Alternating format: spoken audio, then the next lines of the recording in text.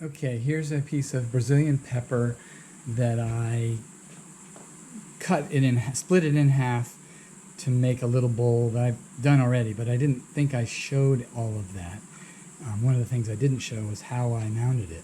So what I've got is a piece of plywood that's screwed on 2 points into the burl, or into the wood of the trunk, and then there's a burl here. The other one was a little deeper, but this will turn out good.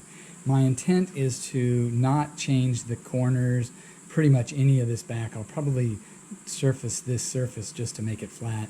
Then I'm going to hollow this out. You can see there's the center. I transferred this center to this side, and it's right there. And then I've drawn a couple of concentric circles for this time.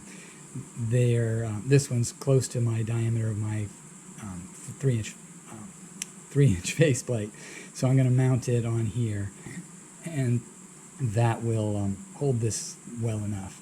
And I don't intend to go deep enough that the screws will reach. So this is going to be pretty shallow bowl, a pretty shallow bowl. But it's nice. Look at the colors that this has. And then that other, I'm going to do another Brazilian pepper one done similarly, but it'll have 2 dishes in a single bowl.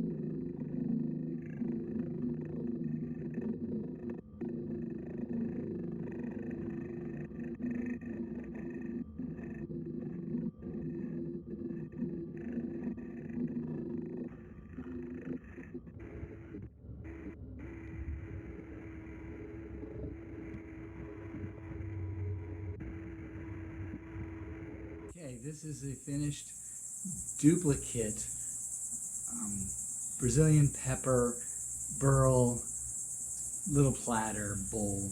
I made one out of the other half of this. This one's different in that I sloped down the 2 wings, and it's very shallow because I was in more than half of the bowl, or the piece of wood in the other half.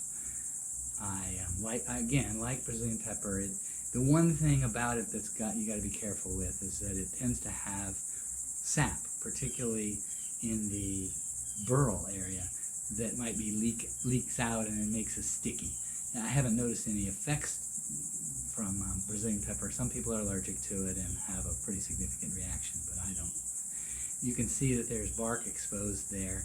I went further through this than I expected, but in the end, it's got some nice color to it.